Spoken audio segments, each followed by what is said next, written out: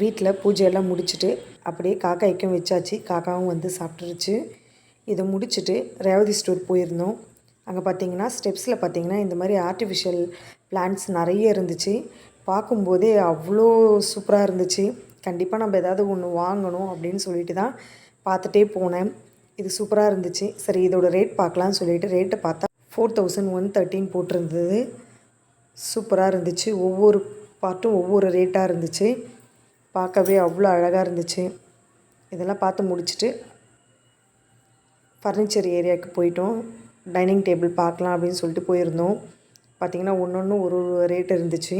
But நாங்கள் measurement எடுத்து வீட்டில் எந்த ப்ளேஸில் வைக்கிறதுன்னு சொல்லிவிட்டு மெஷர்மெண்ட் எடுத்துகிட்டு போனோம். அதில் எதுவுமே எங்களுக்கு செட் ஆகலை ப்ளேஸுக்கு ஏற்ற மாதிரி. சரி நெக்ஸ்ட் டைம் வாங்கிக்கலாம் அப்படின்னு சொல்லிட்டு நாங்களும் வந்துட்டோம். இந்த வீடியோ உங்களுக்கு பிடிச்சிருந்ததுன்னா ஒரு லைக் பண்ணுங்கள். பாய்.